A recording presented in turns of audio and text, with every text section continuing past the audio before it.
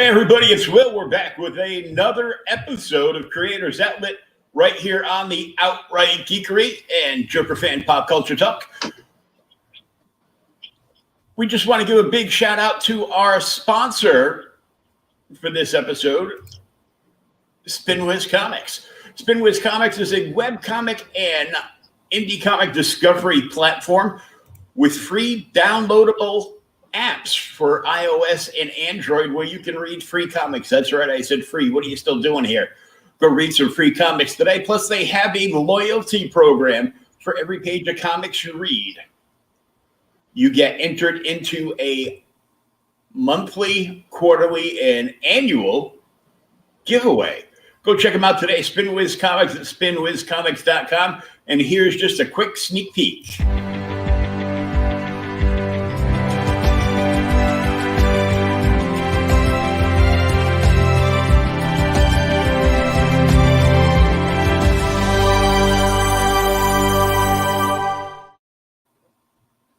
And now, on with the program. Today's special guest is Derek Labat, who has his mic muted. Your mic is muted, Derek. Can you hear me?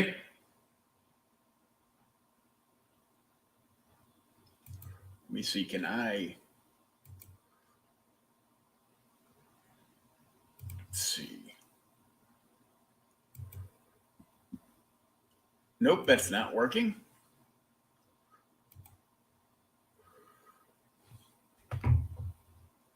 Derek, if you can hear me, your mic is muted.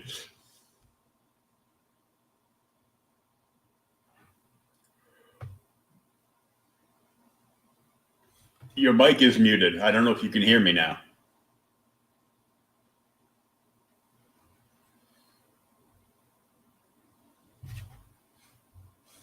You just have to click on the little microphone icon and it will unmute your mic. Let me see if I can send him a private message here.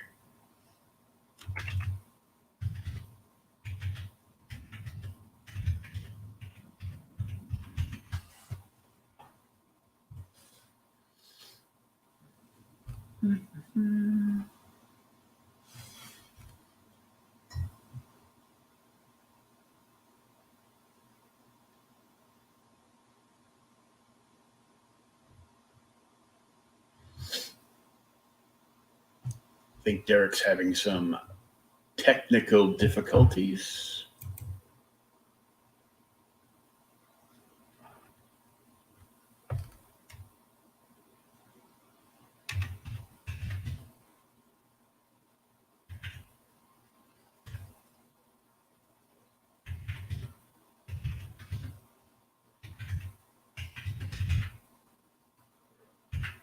I'm trying to type private messages to him to tell him how to remedy the situation.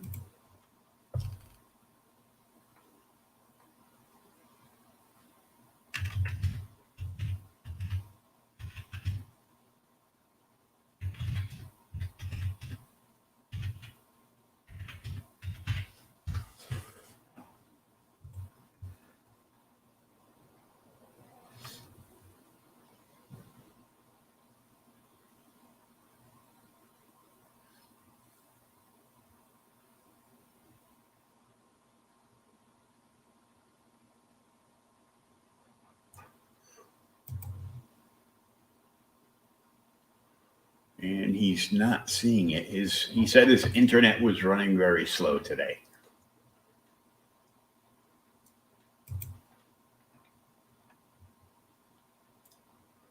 So we will have to see.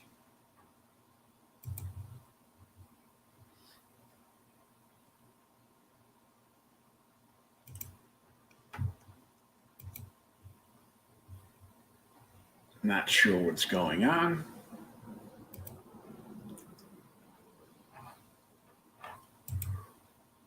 Trying to refresh stuff on my end. I know we had a huge storm go through here just a little bit ago. I'm looking at the private message and the 2 messages I sent have not been seen yet. Can you hear me, Derek?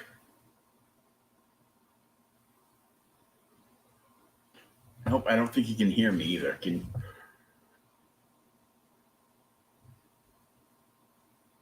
If you click on your small picture down below, there is a little microphone icon, and there's probably a slash mark through it. If you just click on that, it will unmute your microphone.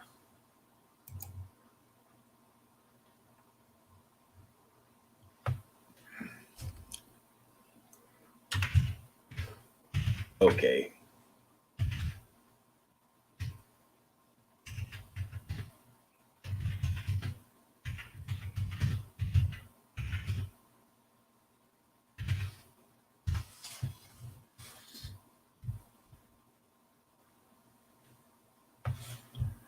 Maybe if you leave the broadcast and then just click the link and come back in, it might fix that.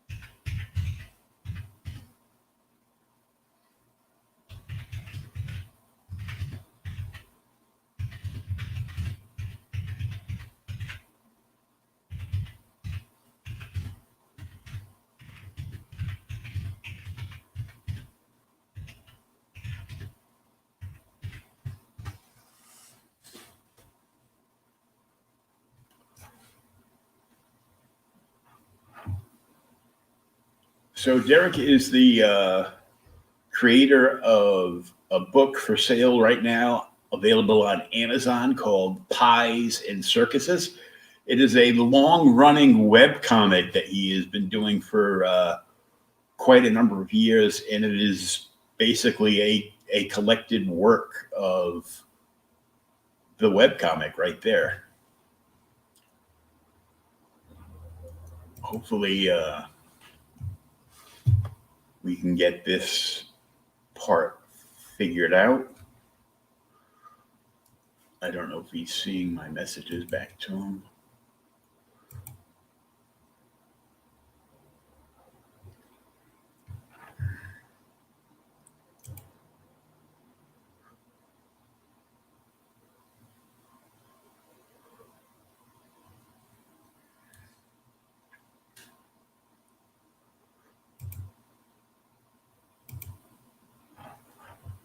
Hey, Christy. So we're having oh,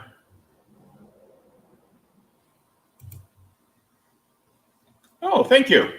Enjoy shopping in the mall that is now finally open. So Derek popped out, and hopefully he will pop back in momentarily so we can continue with this.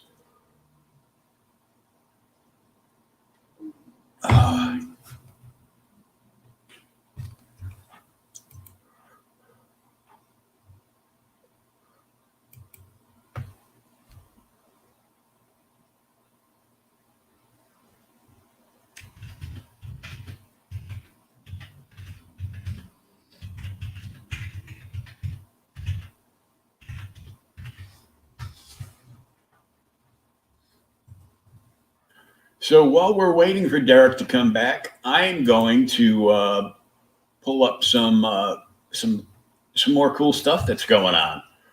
And oh, look, it's me on the Outright Geekery page. So I just saw that Mezco is doing a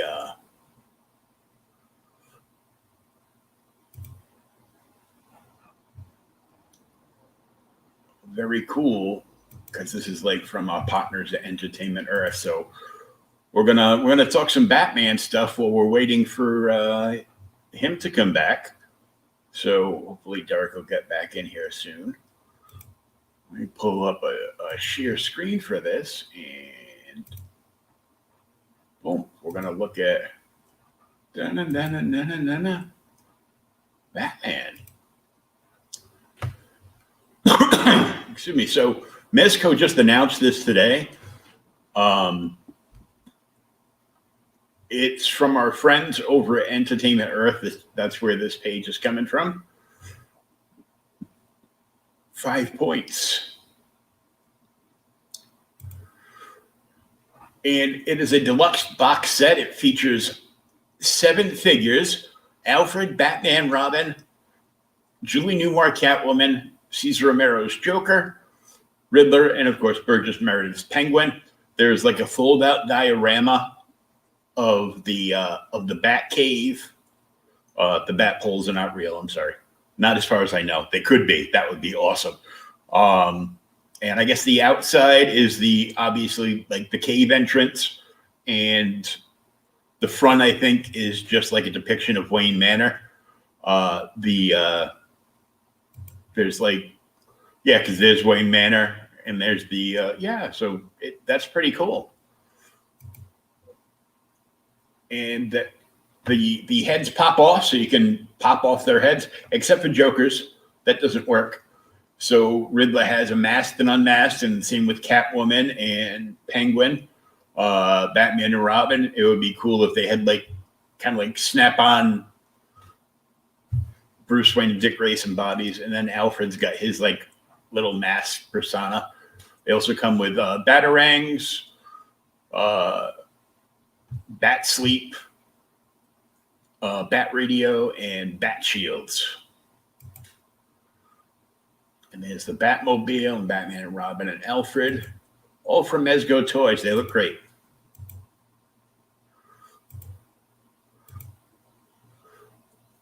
Okay, granted, this is going to look a lot better in their depiction than it is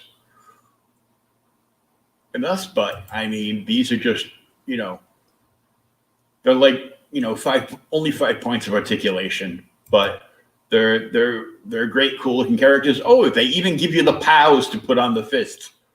That's awesome. Oh, the bat poles work.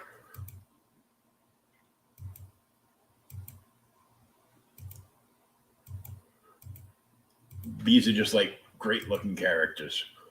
And it's not bad. The whole thing is $129. I'm going to add no, I'm not signing up on here. But, and hey, Derek's back. Yay. Yeah. I fixed the internet there. Very good. As they blame Ralph, he wrecked it.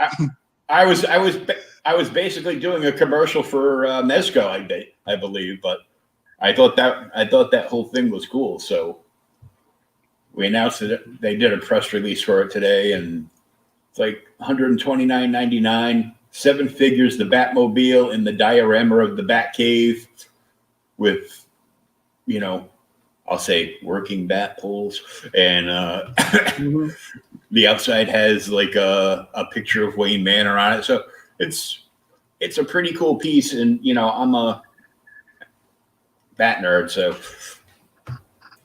But on with pies and that's the first thing I really show. On with pies and circuses. Yes, a strange book with a stranger title. Yeah. People, they ask me all the time how I came up with that title, and it's actually a take on the phrase "bread in circuses," which means cheap food and cheap entertainment. But I kind of figured pies are more lighthearted than bread.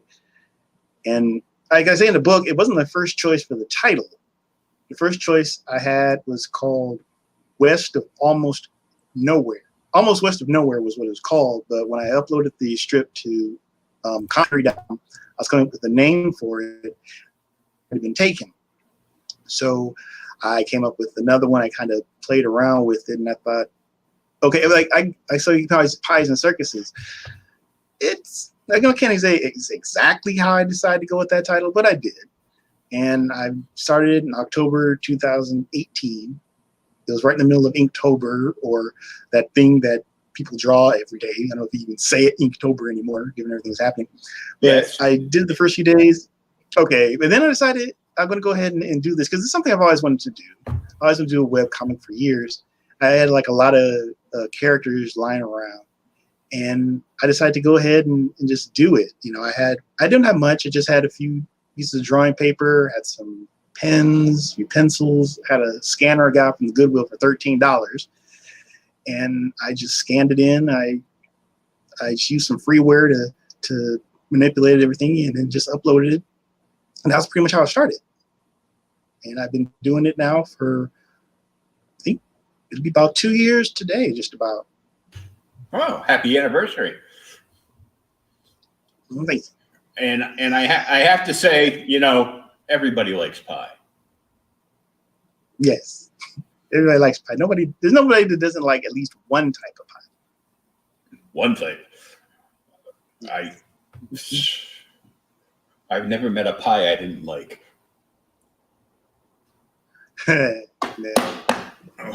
Which is why I've been on a diet for over 2 years. Because you have pie and you're like, oh, you know, some ice cream would go really good on top of that pie. Right. Pat, how you doing? Yeah. Thanks for joining us. So, hello, Pat. This whole thing came together. You started out as a webcomic.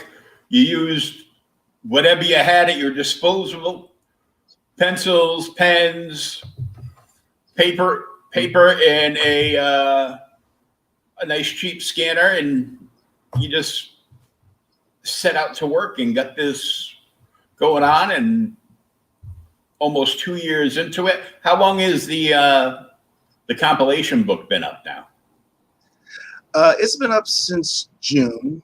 It was June 15th is when I actually got it up out there on Amazon. And I decided to just put it on Amazon. It was a project that I wanted to do this year anyway. It was a print version. I was looking to do that. But of course, the world just went on its side. So I couldn't really. So I was like at the shop for printers and everything like that. This is the first time actually ever putting something like this together. So it was that. And then I thought, okay, maybe you can go to Amazon. You can go to Amazon and maybe just self-publish. Because I guess a friend of mine, she has Amazon. She ordered Amazon. She says the best thing that ever happened because she just orders all sorts of stuff from Amazon. And I do like that too. And I was looking, it said publish with us. So I figured, okay. I took a look at it and I saw what it is. Now, initially the book was going to be 36 pages. And I was picking which ones I wanted to reprint. But then I guess in order for you to print, you have to have at least 100 pages. And at that point, I figured the way I figured it out to be approximately about 116, it ended up being 120 in the covers. And I put it out there and they help you with how to calculate pricing and everything like that. And also ended up doing an ebook version. There's an ebook version available. So there's a print copy and an ebook version that you can get. And it's been out there and people have ordered it. And, you know, it's hard because promoting it is real tough because you can't really go out to promote heavily. There's all the cons have very much been canceled for the year. And there's just so little. It's just promoting is really hard. But at the same time, I figured, okay, if I don't do this now, when is it going to get done? So that's why I decided to go ahead and do it. It's like I say, it's on Amazon, and it is it's more exposure than nothing, and it's a book out there, and it's out there for people to at least experience it. Because the web page, first of all, you have to find the website, then you got to look for the comic, and you kind of have to navigate it. But then when you have the book, you have it all there in front of you. You know, you take your time and read it and everything like that. Yeah. Now, have you thought of putting out like the single pages? Is it set up like a comic strip from the papers where it's like 3 or 4 panels, or is it just a continuous? Well, it's a bit of both. I mean, each individual page, I work on a page, and it kind of has kind of like an overlapping arc. You know, a handful of characters, they appear in an arc, or sometimes they'll be just like a one-off. Sometimes if it's a holiday or something like that, there'll be an arc. And everything is kind of on one page to where, and I've been told this, to where you can see everything I do on just the one page. You look at it and you can get it. And people say you can get what I'm trying to get to in 10 seconds just by looking at it. So I just uploaded a page at a time. So it's like a continuing story, but you get like one page every few days whenever I'm able to do so, you know, able to upload, because I do have a lot of other things. I did work. I was able to work for a while during the pandemic, and also going back to school for my bachelor's degree. So I work on that just about every day. So like I said, I do have a lot of other things happening right now. So I want to work at least every week. I want to at least have something out, put something out maybe twice a week, not on a specifically set schedule. I'll put it out there, and when it's uploaded onto the Comic Fury website, I then post the link onto my Facebook page, to the site's Facebook page, so that way you can check it out that way. Have you thought about uploading like one page a week to like Instagram? I've thought about doing that. I'm still trying to get the hang of Instagram. I mean, granted, I like Instagram a lot more than I like Facebook, but I'm still trying to, like I said, I'm still trying to get the hang of Instagram. I'm really just working out with, you know, particularly with just it's uploading the pages is like to where I'm like just snapping a picture of it. Again, it's just to where I get like a clean image of the strip. And I'm kind of sort of getting the idea of how I could go about doing that in my mind. It's just a matter of going ahead and doing it and just getting more proficient with working with Instagram to actually get it going that way. So that is something I've been looking for, looking to expand, looking to definitely looking to perhaps plan events to promote the book, both the comic, more the comic in general.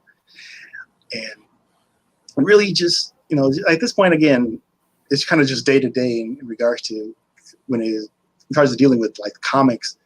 So it's really tough to plan ahead as much as you can, because again, the cons are being canceled. Maybe shops, it's tough. I don't know. There are not too many shops around. So it's just, it's really just a matter of trying to get the marketing out as quick as you, the best way you can at this point. You know, it's really difficult. Mm. Well, there's plenty of shops open by me. I'm up in New England, so our stores are you know, mostly open with, you know, all the social distancing and, you know, masks and hand washing and hold on, we're gonna spray you down with some alcohol solvent before you come in. And yeah. And I'm always like, okay, no, not that kind of alcohol. Yeah. I'm like, oh, no. But yeah. I'm here in Los Angeles. Under Newsom rules. Yeah, I think it's kind of at this point, it's really more county to county, but Los Angeles County is still pretty restricted. They're starting to loosen very gradually. That's not to say, of course, I do know two shops that I'm pretty the owners of those two shops. So if need be, you know, I can't have an event. They've had events. They do take precautions, but again, it's just that it is, like I say, it's kind of a county by county basis from what I'm getting in the county, because it's the most popular, has the highest population. They're really taking their time letting folks in. But again, like I say, I do have other things on my plate. I'm actually getting ready to go back to work. I do taxes, so we're actually getting ready for the next year. And of course, I work in my bachelor's right now. So like I say, I go to really work on. So it's just even getting out to where I can meet with some of the owners of the shops is a bit of a I won't say a hassle, but you know, it's kind of, again, it's sort of on the back burner as far as other things I have going now. You see, so it's stuff. I mean, I am networking online, like say shows like this, and just networking with other artists is really the best thing I'm doing now Oh yeah. Again, it's sort of like how the comic got started. It's just, okay, this is what you have. Do what you can with what you have. That's kind of the best way I can sum things up right now at this point. Now, did you grow up reading comic books, or is this something you got into a little later? I grew up reading comic strips, the newspaper comic strips. My grandmother, she would actually save up. She'd only buy the Sunday paper, and she would save the comic section for me. I'd see her maybe about once a month or so, and there'd be maybe 3 or 4 weeks worth of comics there. I'd read them, and I felt that way. I loved cartoons. I really want to be like a cartoonist, sort of want to get animation. But then as I got a little older, maybe about my early teens, I started really getting into comics. And I mean, I wasn't buying them. This is like the 90s, and I wasn't buying them as a speculator. I was buying them to read the stories. I had Batman, I had DC Comics, I had Uncanny X-Men. I had Spawn. I would read them every month. I would regularly read them. And so I kind of moved my focus toward comic books. And I did that. Now, I didn't go to art school or anything like that. And I really can't do life drawing to save my life. Probably a little something, but it's not really life drawing. It's really just cartoons with me. So I have a degree in graphic design. And I did work in the graphics industry, worked for Auto Trader for a few years. Then the Great Recession hit, sort of bounced around little things. I did retail, but I did probably the best retail job I think you imagine. It was a store that had books and comics and DVDs and our own coffee and video games. That's why I say that job spoiled me with retail. And I also we were, and on top of that, it was like working with like one big family. We hung out after work all the time. It was really cool. And I lived in Texas, lived in Vegas for a little while, and then I came back to California. I did taxes. I've done taxes for years, so I understand. Like, people who work as independent contractors, you got to pay those taxes yourself. I see it all the time. But then I decided I met up with a group of artists on Meetup. I went there, and I hadn't shown the admin my work. And the first thing he said was, "There's nothing wrong with your art style," because my art style, it is really cartoonish. It's not traditional comic style art. I tell people who first come to the group, when we met up, I say to them, I'd introduce myself, and I'd point to all the books on the wall. I say, "See those books on the wall? My art style looks nothing like that." So let them know, it's okay. You can come in and like the Nirvana song, "Come As You Are," and that kind of gave me confidence to work on the books, and so that's why I did the strip. And I've had people compare my artwork to Sergio Aragonés, Fleischer Studios. Someone who said Rocky and Bullwinkle. I take it as a compliment. It's like a quick line style is what they say my work is like. Hey, well, that's good company right there, I'll tell you, because it is. If you're doing basically comic strip, like newspaper comic strip style stuff, like a cartoonist, but they're comparing you to Fleischer. That's what they see. That's what a few people they've seen Fleischer stuff. That's with me, they're like, well, it's Halloween and you're dressed up as Batman, but you remind us a little bit more of Moon Knight. It's But I got a buddy of mine out by me who's a cartoonist, and he's in the National Cartoonist Society. Mm-hmm. And I think I know one or two members of that. Tim, he was actually the first guest on this podcast. I was like, "Hey, I'm starting a podcast. Do you want to be on?" And he is a hardworking SOB. He's got a regular job, and then all his all his off time is basically him in the studio pumping out a complete, done, full color comic strip every week, but ahead of time on deadline because he's in. Pardon me. He's in over a dozen different papers around the country. Mm-hmm. He's got, much like you, he started out with one compilation of his work, and he just kept going and going and going, and now he's got like 5 compilations, and he's used some of the characters in there, and he wrote a couple of children's story coloring books, and he's when we had conventions,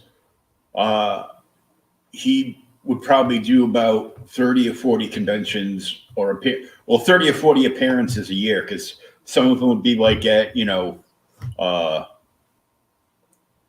local author society things.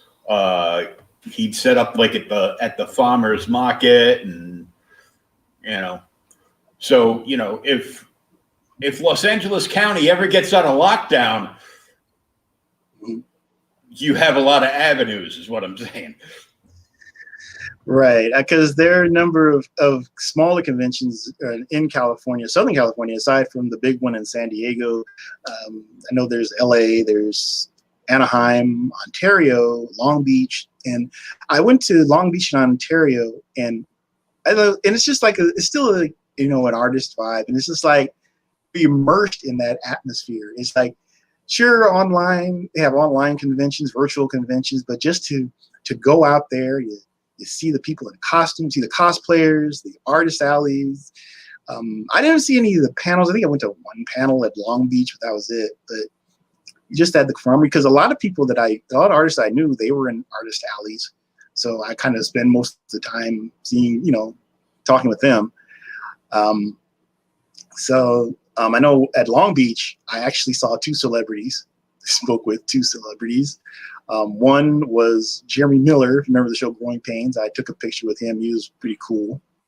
The other was Butch Hartman, who created Fairly Odd Parents and Danny Phantom.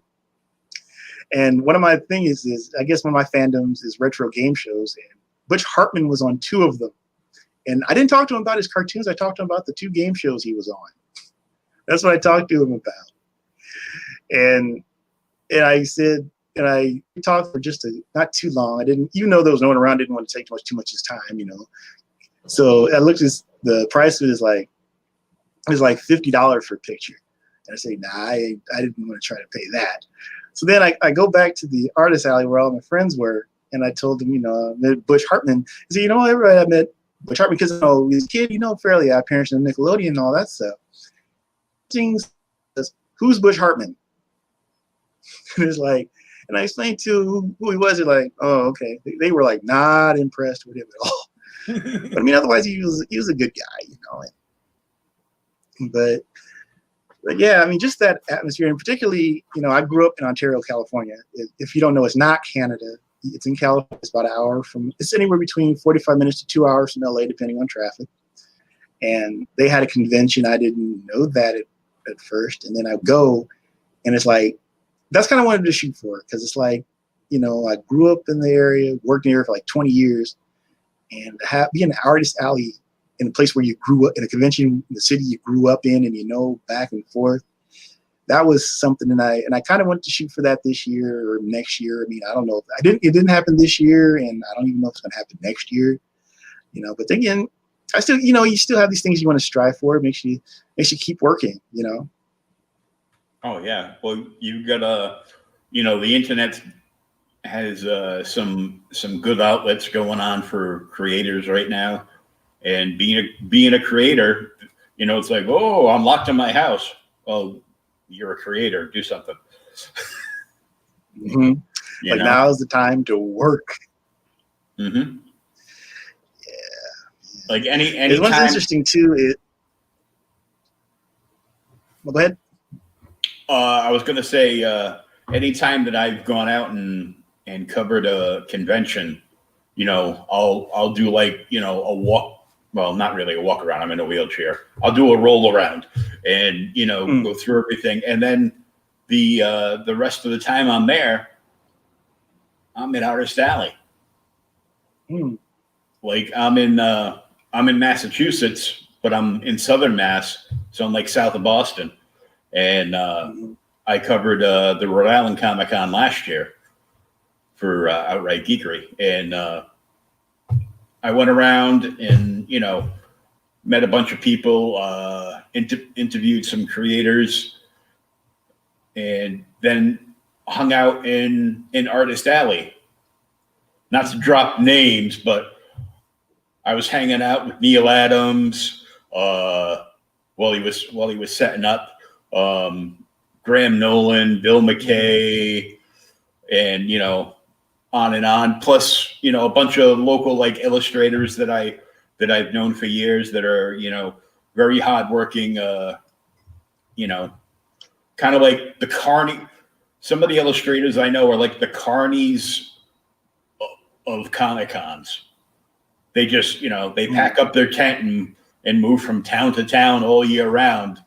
And now they're stuck at home, doing what commissions they can and trying to make their their presence online, bigger and spread out so they can, catch some work while they're stuck at home. And they've just started opening up a couple of small shows in the area. They had one in New Hampshire, and just about everybody but me, I know in the circuit went. And my LCS that I've been going to for over 35 years now, they get together with a bunch of other stores between Mass and Rhode Island, and they, because of the free comic book day being canceled this year because of COVID, and the companies were just shipping out books and being like, just, people come in, you got a free book. Yeah, there's a free comic book day book over there that we're not really having free comic book day, but there's a free book for you. Help yourself, one per customer, blah, blah, blah. And they go on and on week to week. My shop that I go to, along with like a handful of other stores, got all these books, all the free comic book day books in, and they held them in their back rooms. And they did everything on the 12th of last month. My shop set up, and they basically they're in like a business plaza. So there's not a lot of business going on the weekend. So they basically have free reign of the parking lot. So they set up like this huge thing. The owner's son has been working for Spirit Halloween for a couple of years, and nothing exists outside of Halloween for this child. He spends all his money on animatronic props and everything. So there's all kinds of like Halloween props, and they've got a big display for, horror comics since it was getting so close to October. And they had like four area, artists come down, and, they set them up, far enough apart so everybody was comfortable, and set up sales. And they had a great turnout. Everybody was like spaced apart, and they reconstructed their entire store to make it easy for people to come in and not be have some square footage between them and the next customer. So shops that have been what they can. I had there's one shop I go to, and he kind of just had it's not very big, and he hadn't been open very long. I think he opened just before the pandemic started, but he's managed to kind of keep things open as he can. And he had free comic book day, but he would just have the books. You go in the little shop, maybe one or two at a time, and he just you take whatever books you want, and you go out. He'd have a sidewalk sale. We'd have some tables and stuff set outside. So, and even, Christy Shin, Christy, she was at an event. She had a table. Yeah, she had a table event. They just put the table outside, and she kind of just sold her stuff. So, people are still, doing what they can. They do tablings, and and everything like that. So it's still, so we're doing what you can out here, not other shops, because I really only know like follow 2 shops right now. I do know that one shop is kind of moving locations, so that's a plus. So there's still action going on as far as comics are concerned, particularly with local shops. There's still action happening. So it's still, things are still kind of moving and everything. So things haven't ground to a complete halt out here. And again, things are starting to gradually restart again. Again, at least in California and some parts of the state. It just kind of depends. Because I know, as far as the shop, I did do one event. It was sponsored by the shop owner who had his event outside. And what I had to do was I didn't have any print material at the time. It was in February. So what I did was I actually made a flyer with QR codes. And people could scan the QR codes, and the comic would come up on their phones.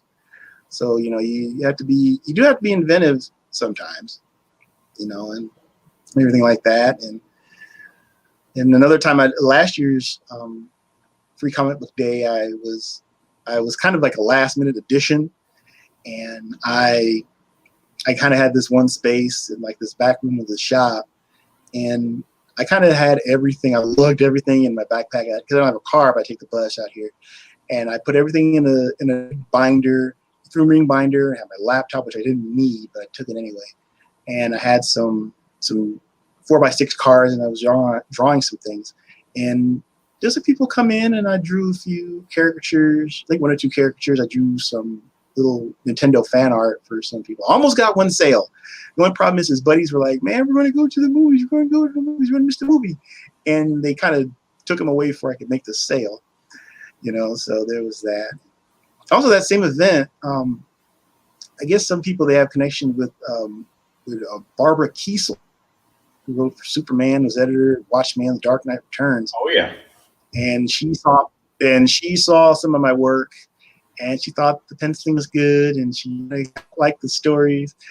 But when it came to the ink, she took me onto the carpet when it came to the inking. But she told me exactly.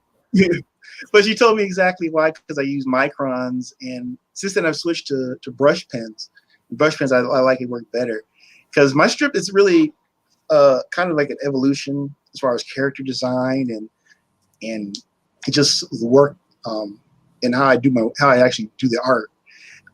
I started with microns because that's what I had.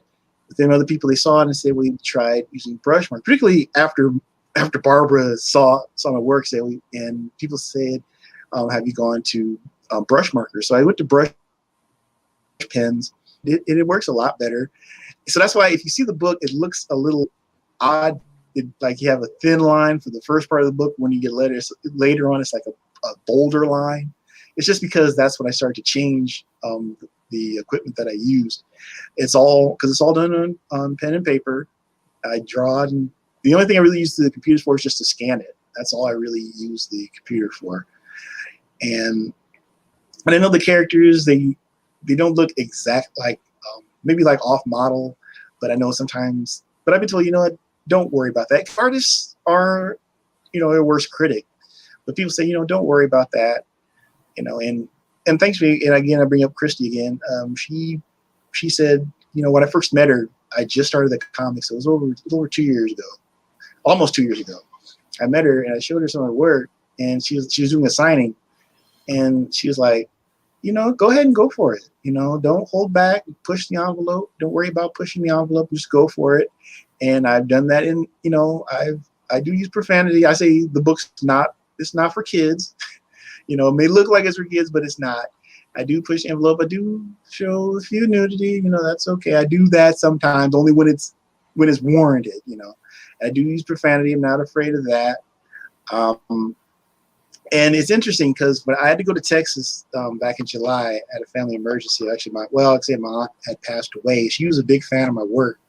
When I post on Facebook, she just loved my work, and unfortunately, she didn't get a chance to get the book, because again, the book was done about June 15th. And she had passed away about June 30th, and unfortunately didn't get a chance to. I don't didn't get a chance to order the book or anything like that. But anyway, I went out to Texas, and my family kind of told my family about the book, and with Amazon I ordered a few copies for my mom. My mom was out there. My mom was in Detroit, but we were in Texas near Houston. I ordered it for her while she was there, and for my grandparents. It's interesting. My grandparents, they're in their mid-70s. They've been married almost years. And to see the two of them, and they're really small. They lived in LA for 40 years, but in their hearts, they're really small town people. And they were sitting there together reading the book. And I thought it was the craziest thing I'd ever seen because, I knew this wasn't my grandparents' cup of tea, but there they were sitting on their couch reading the book together. And I asked my grandfather what he thought. He said he thought it was good, that there was a market for it. He didn't like the language I used in the book, but he thought that was good. And of course, I had another friend of mine. She bought it. She thought it was funny. It wasn't her humor, but at the same time, she thought it was funny. And just get that feedback, from people. You doing this work, it's kind of a dream. And you get this feedback, and to read the book and just, it's like, it kind of things like, okay, it's like, it's real. People are seeing it. It's there's no real, it's hard to describe it. There's no real words to describe it. If you've ever been able to publish a book, especially now, because this thing could have easily ended up in development hell with because I didn't know, I don't even know if you can get a printer, if print shops are even open right now to even get the book printed. And I would have to find a printer, had to pay for a printer. And it would have been a lot harder than it would have been. And this way, there's a lot of content, 120 pages for $15, or you get the ebook for $9. And, and that's what it is. It's like, okay, this is real. This is going somewhere, I know another creator that I spoke to the other week. He put his book through another website, and I think they're located in Florida. So you can buy digital copies of his comic for like half the price of the physical copies, and this company is a print, 100%. They're a print on demand service. That's what they do. And so, but I mean, even print on demand, you're paying only $5 to $7 for the book, and it's not like a larger book like yours, but I'm like, that's something to look into. I'll have to, I'll go back, and when I find the information, I'll send you a private message on social media for it. Okay, that'd be great. Just another avenue that you could look down too. Oh, of course. Yeah, I mean, I like the Amazon setup because with Amazon, billions, maybe millions, if not billions, of people looking at Amazon, whereas you may not be able to get to a local shop, to get the book. Mm-hmm. But at least that way, hey, you're on Amazon, you may pick that up. They'll ship it right to you. So at least it's kind of a larger market. But of course, a lot of chance, if there's a chance where you get like print on demand, to where people who actually specifically shop for comics would look at it, that's definitely something we really want to look into. And here's where I score some brownie points with our sponsor, SpinWiz. You should reach out to SpinWiz because you're basically self-published. You're an indie creator, and you have a webcomic, which is what they specialize in. So you could think about getting some of your work up on their app. I'm not the whole book, but maybe a page here or a page there, once in a while, just to get it in front of people so they could, so they could see what you have going on. Mm-hmm. Okay, definitely. Again, it's just new avenues, I guess. And that's again with just networking, which is kind of the really the best thing people can do right now is just networking. You know, finding out all this different stuff. You know, and that's how I met the artists that I am with now, that I in contact with, is went to meet up and we just kind of network and social media and everything like that. You know, so. And I know one thing too, that you mentioned being a creator. I was at a family get together maybe about a month or so, maybe a month or two ago, and my sister's boyfriend asked me about comics. He said, "So, are you a DC guy, Marvel guy? Like what, you know, about comics?" And he said, "Well, what do you think about comics?" And you know, I keep my ear to the comic industry. I say it really is kind of, at this point, it's kind of like the indie industry. You know, the indie part of comics, like the independent era, maybe you can call it that, of comics. You know, a lot of stuff's going to be like indie books, right? And we kind of talked a little more, and then my sister, who has no interest in comics or anything like that, she said, "Hello, he's a comic book artist. He does that for he does that for a living or something like that." And it's just the fact that my sister acknowledged that you're a creator, you know, or somewhat of a professional. That's like, wow. That like, it's like, again, it just really like brings home that, you know, you're really moving somewhere with it, you know. Yeah, that's going to be a good feeling right there, you know. Hey, he makes comics. He makes comics. Of course, you're gonna know about him because he makes them. That's what he does. That's his thing. So, tell us more about the book, some of the characters in it, and how it's progressed from when you first started. Okay, well, it's essentially called Pies and Circuses. It's set in this fictional town called Lower Manitoba, California. It is a take on Ontario because people say, "Where are you from?" And I say, "Oh, I live in Ontario." So, "Oh, you're Canadians?" And no, we live in California. And they're like, "Oh, I'm sorry." I'd like, or some people, they would kind of make the joke. They know it's not in Canada, but they make the joke anyway. And that joke's about funny for about 4 seconds. So it's kind of, I had like a lot of characters. You know, growing up, I'd come up with characters and do the characters, but I kind of didn't really know what to do with them. So it's kind of a mishmash of different characters who live in the town. Live and work in the town. I guess some of the characters, I do have like a troupe of female clowns that are entertainers. They kind of get in, I don't want to say trouble, but they kind of fight. It's kind of like they do, you know, they try to entertain even though they kind of push against kind of political correctness. They're burlesque performers, basically. There's kind of 4 of them. There's one that I think like kind of, and I'll say this, kind of my favorite character to draw is probably Marcy. Her name is Marcy. She's kind of like probably the first character I really came up with. You know, she's kind of inspired by women that I've known for years. And she kind of has a partner, Estes, like Phoebe, who's a clown with breast implants, you know. And there's another one, Shelly, who's kind of like a millennial, so to speak, but she's kind of looked up to him. And then there's their mentor, Betty, who's kind of like a mentor, who's kind of like a throwback to comedians from like maybe like the 50s, 60s, and 70s, kind of like a Lucille Ball or Carol Burnett or Phyllis Diller kind of type, you know, like a stage performer. And there's some of that. And then I have like 3 characters. There's JR, Max, and Mona. They kind of run a comic book shop. They run a comic shop, and they're also stoners too. So there's a little bit of that. I like them already. Yes, and but wait, there's more. Yeah, there's one character. There's kind of 2 characters. There's one character called Frank Strawman. He's a talk show host. He is a right winger, but the guy is kind of a mess. He's also a furry, by the way. He's also into that, but that's a secret.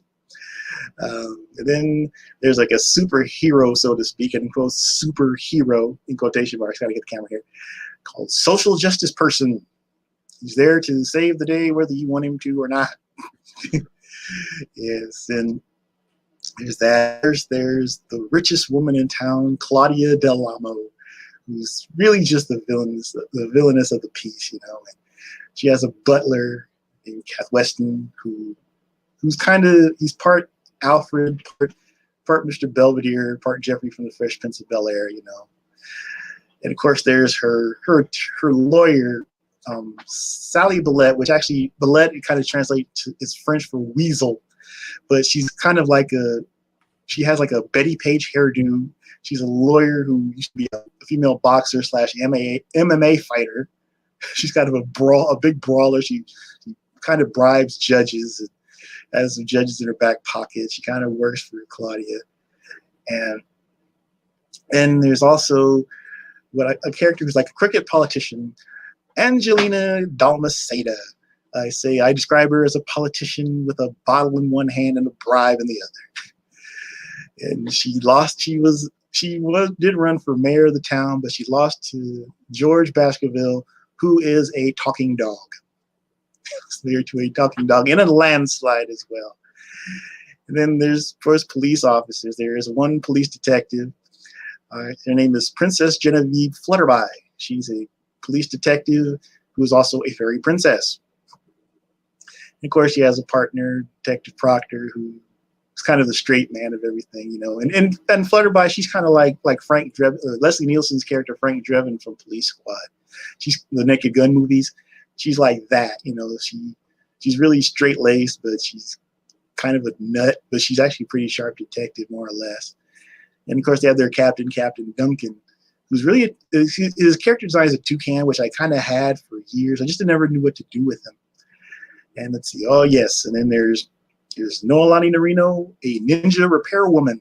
She was a ninja assassin turned repair woman who fixes everything. And she lives with an old lady named Mrs. Nadu. She's kind of based on my great grandmother. And the older ladies and like older black lady who's 96 years old and really can swing a cane like a baseball bat. Basically, practically crack your skull open if you're not careful. And I do believe that's all the characters. I'm not leaving anybody out. I did have a few other characters, but they're kind of extraneous. I know one character I had to actually kill off to make like a murder mystery. It's kind of a murder mystery, but it was kind of a weird take on it. So those are the characters. It's just like characters I kind of had playing around. I guess you can kind of associate with Animaniacs, you know, just characters I had around, that I had playing with, I drawn, but I just really didn't know what to do with them. So I kind of just came with them. Initially, the concept was kind of be like, sort of like Animaniacs. It would kind of be like maybe one-page strip. The character would appear in like a one-page comic, and then that would be it. They wouldn't have connecting stories. There'd be recurring characters, but no connecting stories. Then I decided to do connecting story arcs. You know, sometimes I kind of going back and forth. Then I kind of did a long story arc with Detective Flutterby solving the murder mystery. I did that. So yeah, there's it's kind of like I say, it's like a lot of different characters, and they sort of interact more because I mean, as I've sort of developed the characters, they do plan on having them interact more with each other, but they kind of stand alone for now, but it's really just establishing themselves is really what I've been doing for the most part. Again, it's been over a 2-year process. So. Well, the way you described the two cops, the first thing that came to my mind were the two reoccurring police roles of the street cops from Sanford and Son. Yeah, sort of. But I mean, the goofy crazy guy, and then just the regular cop, you know. Yeah, Smithy and Hoppy, that's who they were. Mm-hmm. I remember that. And I kind of look at Flutterby. She's just a kind of a parody of, if you ever seen cop shows or the detective shows where they have the female detective, she's kind of just so straightforward. She's no nonsense. She gets right to it, and it's boring as all get out. So I figured, okay, let me just go ahead and come up with this character who's just kind of a good detective, but she's just kind of really out there. She's just kind of too straight-laced to where it's kind of funny. And of course, making her a fairy princess, that's just kind of a non sequitur, you know? All straight-laced, everything by the book, and but she's also a fairy princess, so yeah. So, with wings and everything. That would have been my daughter when she was 5. She wanted to be a doctor, but she also wanted to be a fairy princess and a movie star. So, and now she just wears a hoodie tied as tight as she can around her face and wants to be invisible. Teenagers, yay! Yeah. So they all sound like very distinct characters in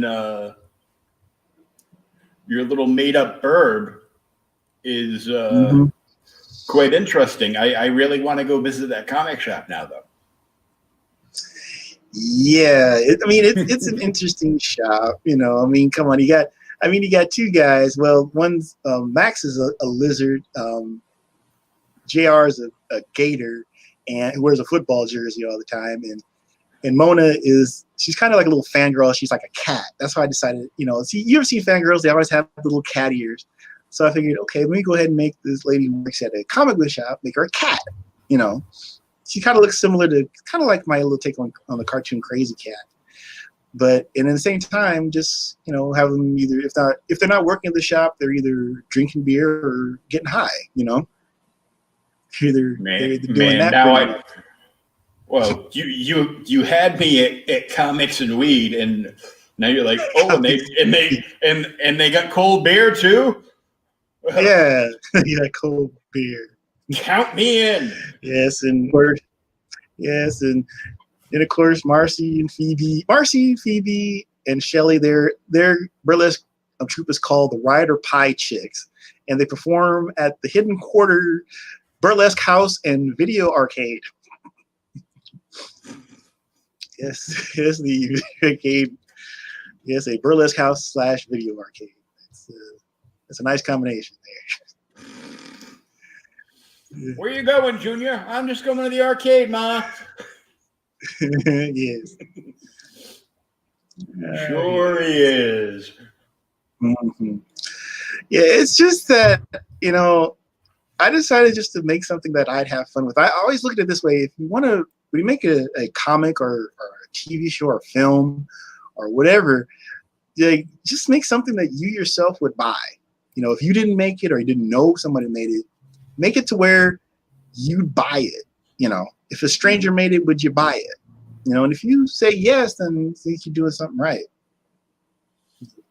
And this is kind of the book that, right? And plus, you don't see very many humor comics out there. Everyone wants to do superheroes, either superheroes or sci-fi.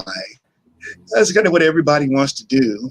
And I figured the market's been flooded. And plus, I really don't have, like I say, my art style doesn't really match what people consider like comic book art style, But, I just go ahead and do. You kind of just do the humor, and again, I guess people do find it funny. Whether I do have an odd sense of humor, I'll admit, but I'm just gonna do just do humor, make it definitely stand out.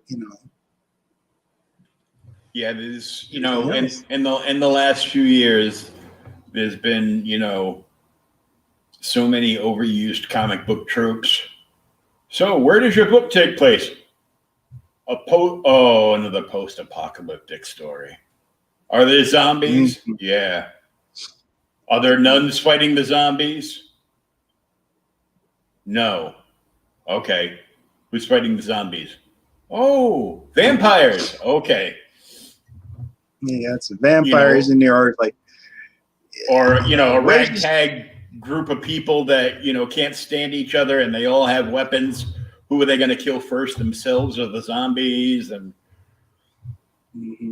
where a lot of that, yeah, or the same. And I'm not saying they're not good, but after a little while, you just need something different, right? You need something. You need a different change of pace. So, like you see superhero comics. Superheroes taking on the deep state government or a big corporation, or they're out there fighting for for this or that. That's kind of a social justice person. That's why I came up with that character. He's just he fights for people he thinks need to be saved. And there's one part where people are asking him, they're off camera, and you're asking him all these questions. And it's like, no, you don't ask these questions. Like, I don't want to answer these questions. People are just asking him questions left and right, and he puts his foot down. He says, "This is what we're going to do." And after he goes through this whole spiel, somebody says, "What came after the first thing?" Don't want to give away too much of the book, but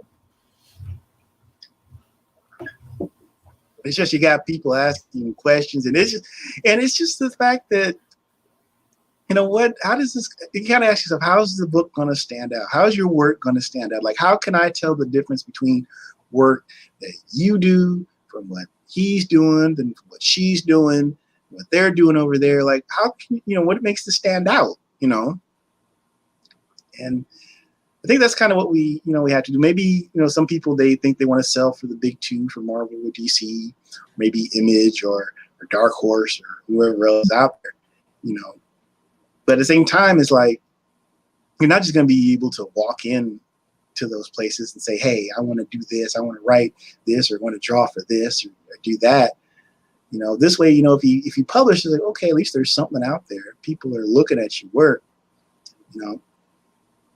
And I think that's kind of the thing is I want to put something out there to, if I am fortunate enough to reach a really wider audience, at least I want to say that, hey, I worked for it. There's but there's a progression of my work.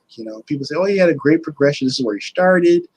This is, this way, this way, this." That's why I said I look at it as just like an evolving process.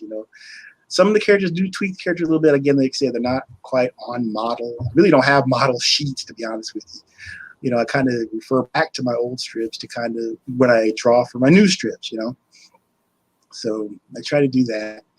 And it's just like, I just, like I say, just put it out there. Like I say, just go for it. That's what my best advice to people is, just go for it. See what you have and just take off from there. If it doesn't work, then okay, just do something different.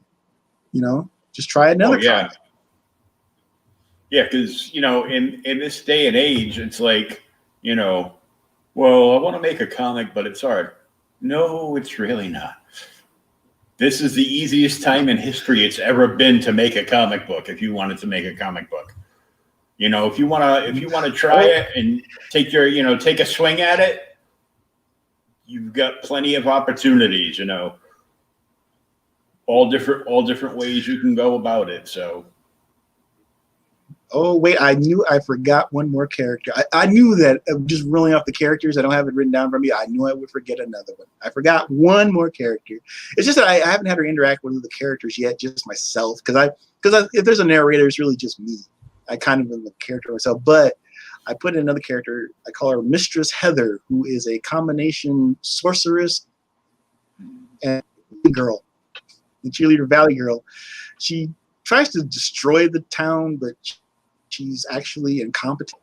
She's like a sorceress, but she's just absolutely incompetent. She can't do anything right. I haven't really had a chance to explore much with her yet.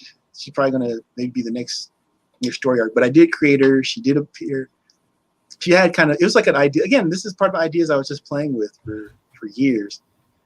And it's just, again, put it in there, just to go for it.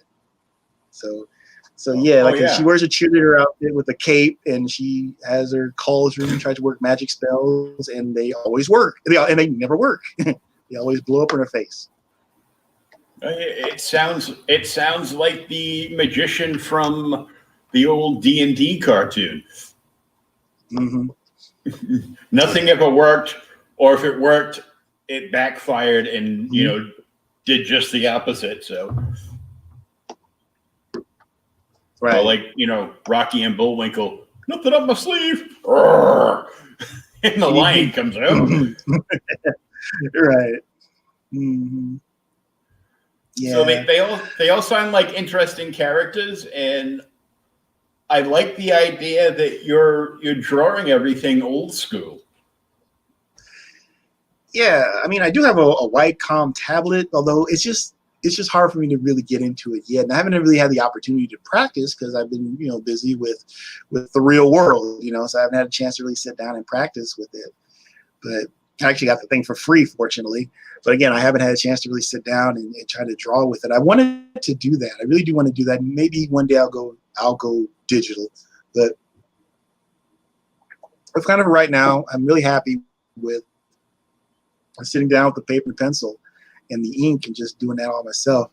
I may switch over to do something different with lettering, but although it's kind of funny, I had an artist. I don't want to name drop. His name was Rafael Navarro. He worked on Batman the Animated Series and some Scooby-Doo cartoons.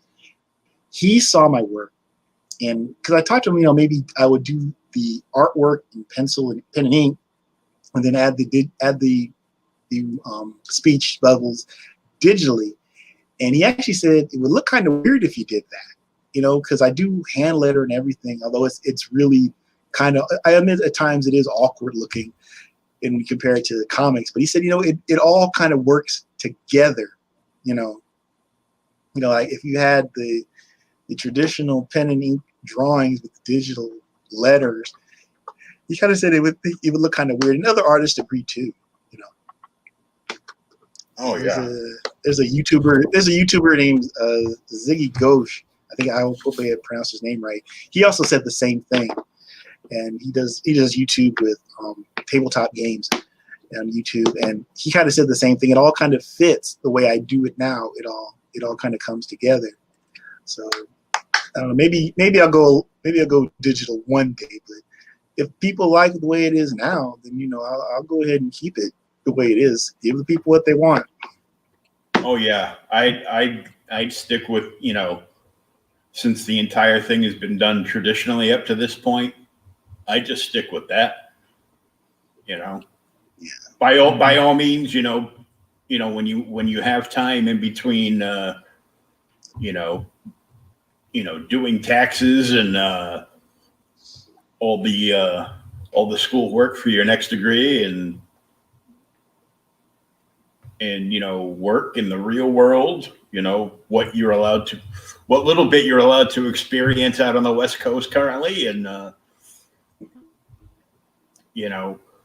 just go with that. I think there's a definite big niche for this book though. Cause the more of 2020 we get stuck with, everybody's like, ooh, we're in the fourth quarter of 2020. What's next? I go, well, singer-songwriter died yesterday. Eddie Van Halen died yesterday. No. Johnny is like, what more can happen? And they're like, just for our luck, we get. Yeah, everybody's like, we get overtime. We get overtime. 21. Oh yeah, he's like, I can't wait for 2021. I go, you do know Mad Max takes place in 2021, right? Oh no, man! As long as 2020 is going into overtime. Hey, as long as I get that car, I'll be good, But it won't matter. I can't drive the car anyhow. I need to get handicap controls on the steering wheel. Yeah, somebody could make that happen. Drive. You probably find somebody who knows this guy. Oh yeah, drive it around like the Millennium Falcon. Because that's how I drove when I was 20. So. Yeah, I know that. Again, I was born and raised here on the West Coast, but I did in California, well around Southern California. But I did live in Texas for a little while. That's where my mom's family's from. It's a place called Conroe, Texas. It's about half hour north of Houston. It's not a really small town. It's about maybe close to 60,000 people now. But it was always a really small town. So and I lived there, and that's where I worked retail, and I knew a lot of people. It got me close to my family. So I mean, I've lived other places besides California. Lived in Texas, and I enjoyed it. It was really nice. And I also lived in Vegas for a little bit. It wasn't the worst thing. The worst place to live was in Vegas. I did that. And otherwise, though, I mean, I guess you just got to keep going. That's the best thing, you can do for right now. We just have to keep going. No, definitely. The more shows like this you can, go on and talk about the book and tell everybody what you got going on. And the more networking you do, the better. I mean, I know next month Pops over on the Madness has another CromCon coming up, which is mostly not all, because there's been plenty of mainstream names that have gone in on the weekend, but there's it's a huge indie scene on there, and it's a good way to get out in front of people to let them know what you got going on, and hitting up that Amazon link. Yes. On Amazon, you know it, you love it. Everybody knows Amazon now, and they'll ship it right to your home. They'll bring the book to your home, or you can get the ebook copy. It's $14.99 for the print book, $8.99 for the ebook version. And the link for Amazon is in the show notes, either up above or down below, depending on where you're watching us, whether it's on Facebook or YouTube. Now, where do you like people following you online, Derek? I mean, you can go to the Pies and Circuses Facebook page. Just type in Pies and Circuses, and it'll bring it up, and just click like, and you'll get the updates on everything. And there's also a pinned link to the book there.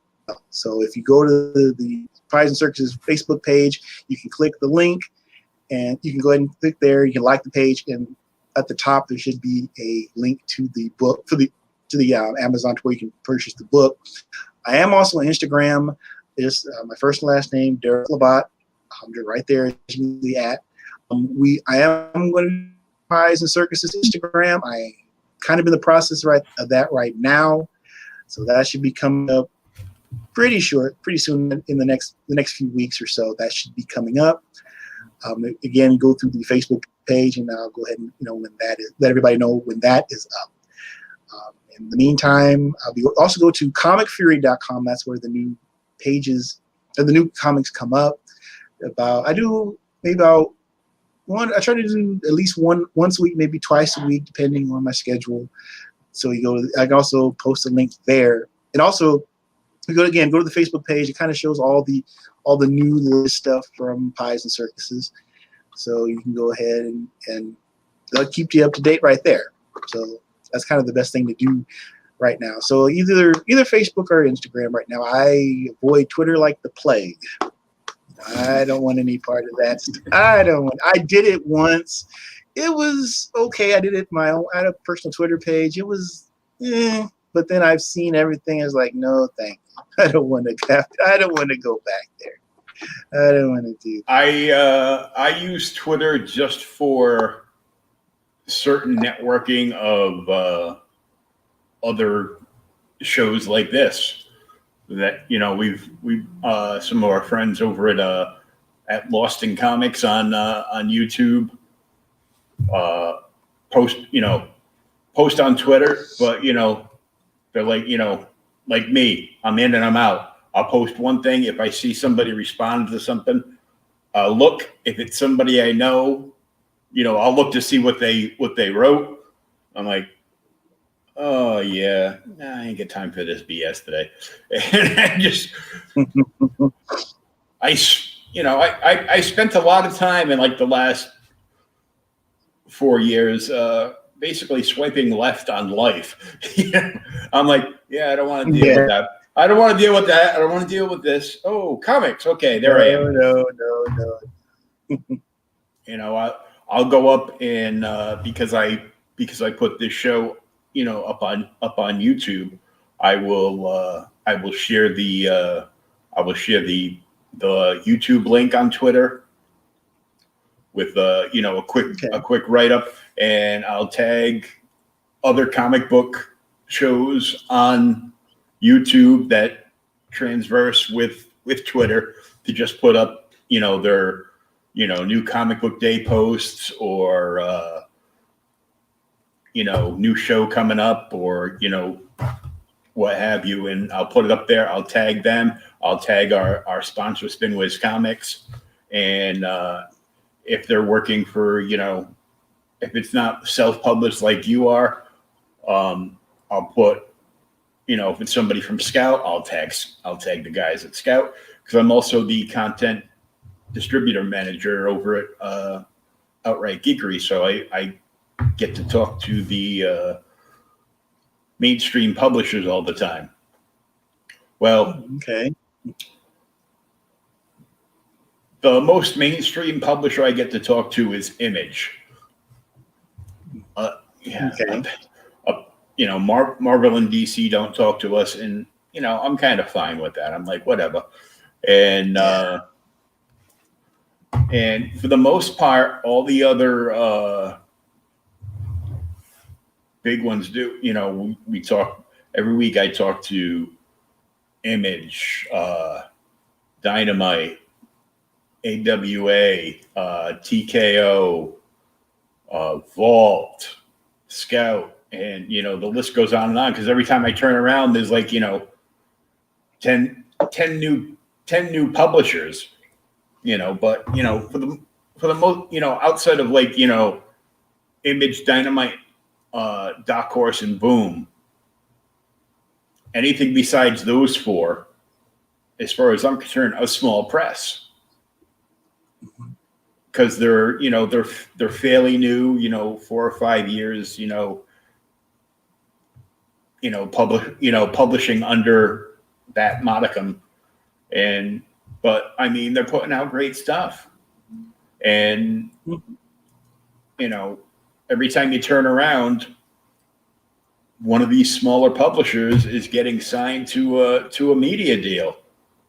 You know, Mosaic just signed with Scout to you know, have first opportunity to, you know, go forward to do anything, you know, movie, TV, or anime for all of their IPs. So, you know, if you thought the last 5 years with comic book movies, TVs, and animated series were good, I hope you really liked it, because apparently for the next 20 years, all we're going to have is comic book IP properties being developed straight into, you know, TV and movies. You know, I'm not saying it's a bad thing, because, you know, especially if you're a horror fan, because there's a lot of horror stuff that's up, horror and sci-fi stuff that are up, and you know, a bunch of other stuff. But so it's a good time to be a comic fan. Right.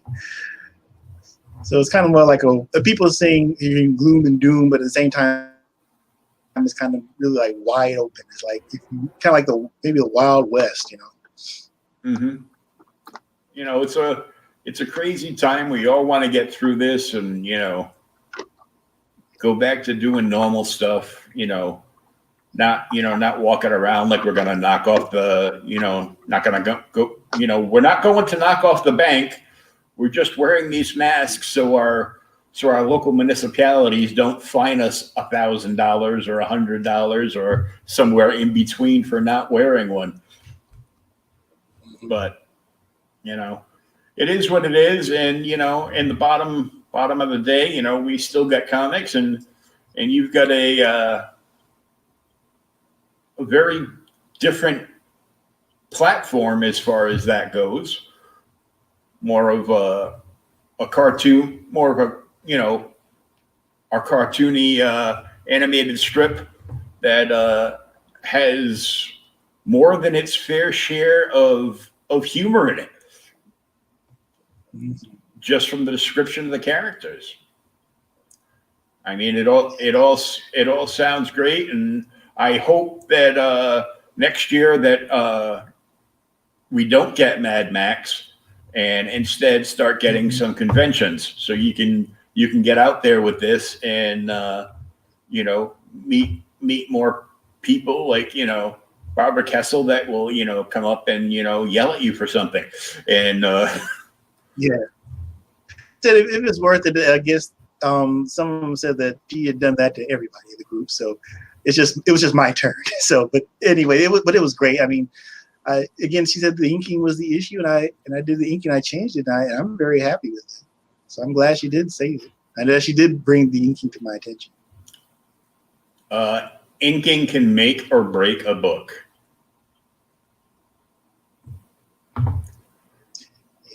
I kind of figured that out when I was 12, and a friend of mine, we were trying to make our own books. We figured, okay, good drawing can cover up bad writing, good inking can cover up bad drawing, bad pencils, bad inking, you're screwed. Well, most of the good ink, most of the top line inkers, they're people are like, oh, you just tracing. No, they're not. Inkers are actually artists, and they're at a level of their artistry so they can save what might be a bad panel. And if it's a bad panel in the beginning of the book, it could turn off a reader to never go back to that book. So it's a good thing I had the opportunity to become a fanboy convention friend with Joe Sinat before he passed earlier this year. Freaking 2020. But I got to talk to him, and he was just he was a great guy. We talked at length. I even got an original art piece. So I actually have two now, but I've had a few inkers on the show, and we've all I've always brought this up, and they've laid out their wisdom from their point of views from their careers. Mark McKenna's been on, and Scott's been on. Scott Hanna's been on, and a couple other people. But yeah, definitely, inking is definitely a lot more important than most people give credit to. They're most inkers aren't actually inkers. They are known as embellishers because they get embellishers because they got to fix your shit. Sometimes you're like, I gotta hurry up, deadline.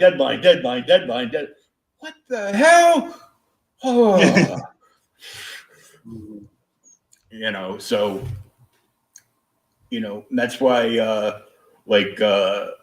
many times especially in Silver Age Marvel, you'll see that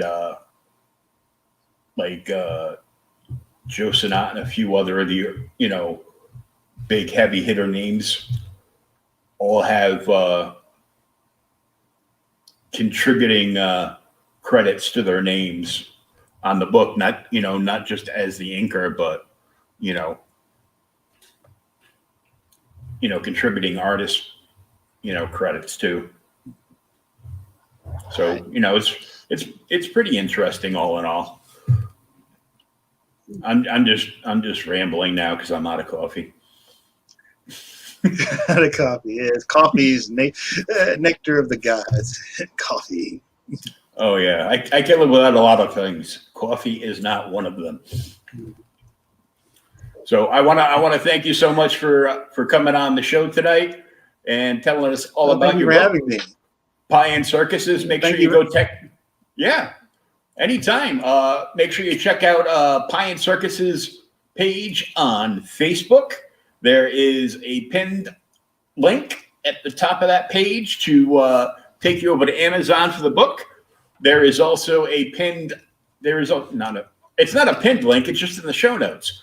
The link for the Amazon page for Pies and Circuses is either up above or down below in the show notes. And you can follow Derek at Derek Labat right there. You can see it on the screen at Instagram. So until next time, this is Will. Derek, thank you so much for joining us tonight. Thank you. Good luck with Pies and Circuses in the year of COVID.